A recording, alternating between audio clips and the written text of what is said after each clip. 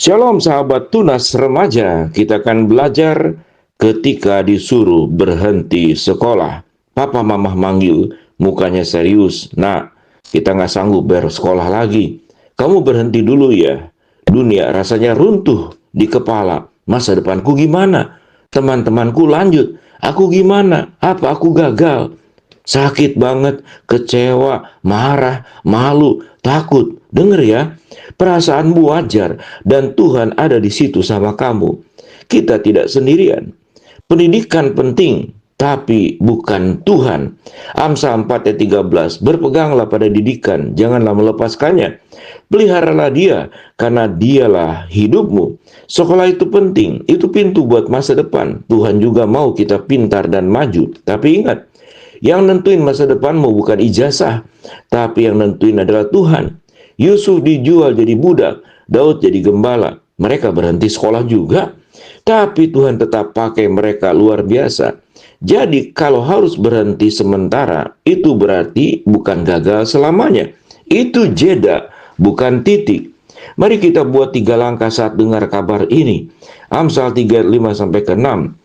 Apabila di antara kamu ada yang kekurangan hikmat, hendaklah ia memintanya kepada Allah.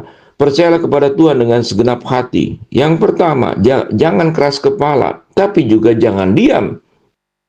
Duduk baik-baik sama papa mama, tanya papa mama, alasannya kenapa?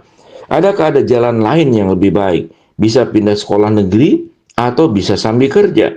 Hormati keputusan orang tua. Efesus 6 ayat 2, tapi sampaikan juga mimpimu. 2. Cari jalan sekolah yang lain. Tuhan buka banyak pintu. Sekolah negeri atau cari beasiswa, datang juga ke guru BK, minta pertimbangan. Ada paket A, paket B, paket C, ijazahnya juga sama. Lakukan les gratis lewat YouTube, di perpustakaan, belajar tetap jalan. Bekerja sambil belajar, mungkin jualan online atau bantu usaha. Yang ketiga, jaga hati supaya tidak pahit. Jangan salahkan papa mama. Mungkin mereka juga nangis pas ngomong itu. Jangan salahkan Tuhan. Dia lagi latih iman dan kemandirianmu. Poin ketiga, Tuhan punya rencana yang lebih besar. Yeremia 29 ayat ke-11. Sebab aku ini mengetahui rancangan-rancangan apa yang ada padaku mengenai kamu. Hari depan yang penuh dengan harapan. Segala perkara dapat kutanggung di dalam Dia memberi kekuatan kepadaku. Filipi 4 ayat 13. Mungkin ini cara Tuhan mengajari kamu tentang hal ini. 1. Mandiri. Belajar cari solusi sendiri. 2. Tahan uji. Karakter kuat lahir dari masa susah. 3. Andalkan Tuhan, bukan andalkan uang. Banyak orang sukses justru dari jalan yang berliku karena mereka belajar berjuang. Sebagai penutup dan tantangan, ingat 3 kebenaran. 1. Kamu berharga. Nilai kamu bukan dari seragam sekolah, tapi karena kamu anak Tuhan. 2. Tuhan tidak meninggalkanmu. Ulangan 31 ayat 8. Tuhan, Dia sendiri akan berjalan di depanmu. 3. Ini bukan akhir. Pintu 1 tutup, Tuhan buka pintu kedua, 3, dan 4. 3 tantangan. Pertama, rapat keluarga.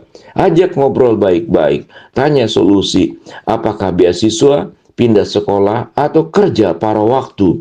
Yang kedua, 1 jam belajar mandiri. Biarpun tidak sekolah, otak jangan berhenti. Kamu bisa belajar dari YouTube, dari buku, atau tanya guru, atau dari AI. 3. Doa dan jurnal. Tiap malam tulis, Tuhan, hari ini aku percaya Engkau sedang melatih imanku. Berdoalah, Bapak, aku sedih dan takut, tapi aku percaya Engkau Bapakku. Kalau harus berhenti sekolah, tunjukkanlah jalan lain. Beri hikmat kepada papa mama, beri kekuatan buat aku. Jangan biarkan aku menyerah pada mimpi. Pakai masa ini buat bentuk aku jadi kuat dalam nama Tuhan Yesus.